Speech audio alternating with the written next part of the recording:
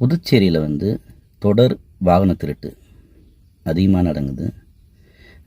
Kirumampakkam, Bahour control இந்த பகுதியில் வந்து வாகன திருட்டுகள். இப்போ வந்து பாண்டிச்சேரியில் வந்து சிட்டிலலாம் வந்து வாகன திருட்டுகள் அதிகரிக்க ஆரம்பிக்குது. அது காரணத்தை பற்றி விசாரிக்கும் போது எல்லாம் என்ன சொல்கிறாங்கன்னா, வாகனத்தை லாக்கு உடச்சி எடுக்கிறாங்கன்னு தெரியுது, வேற ஒரு சாவி போட்டு எடுக்கிறாங்க எங்களுக்கு நல்லா தெரியுது.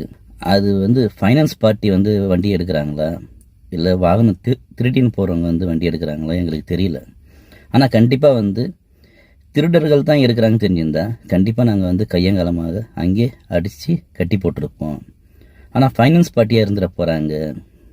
அதுக்காக தான் வந்து, ஏன்னா காவல்துறை அனுமதியோடு வந்து அவங்க வந்து வண்டியை வந்து பறிமுதல் செய்கிறாங்க அப்படின்ற ஒரு தகவல் தான் கொடுக்குறாங்க. ஆனால் நீதித்துறை அனுமதியோடு தான் வண்டியை பறிமுதல் செய்வதற்கு ஒரு உத்தரவு புதுவை அரசு கொடுக்க வேண்டும். எந்த ஒரு வாகனத்தையும் வந்து சீசிங் பண்ணக்கூடாது, பறிமுதல் செய்யக்கூடாது. நீதித்துறை ஆர்டர் போட்டு காவல்துறை அருகில் இருக்கும் போது மட்டும்தான் அந்த வாகனத்தை எடுப்பதற்கான ஒரு அனுமதியை மட்டும் வழங்க வேண்டும்.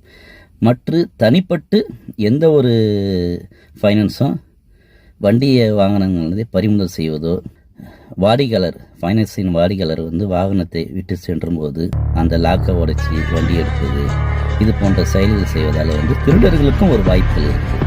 ஏன்னா வந்து நிறைய பேர் வந்து திருடனா ஃபைனான்ஸ் பார்ட்டியான்ற ஒரு யோசனையில் வந்து திருடர்களை விட்டுடுறாங்க.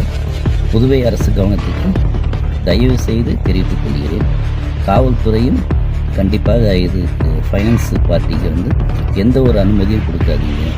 நீதித்துறையில் ஆர்டர் காப்பி இருந்தால் மட்டும் காவல்துறை அருகில் இருந்து அந்த வாகனங்களை பறிமுதல் செய்து கொடுப்பதற்கான மட்டும் அனுமதி கொடுங்க.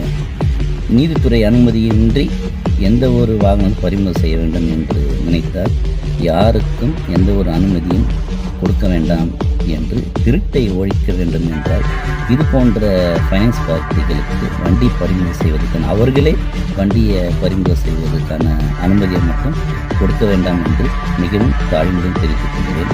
புதுவை பாஸ்கரன், ETM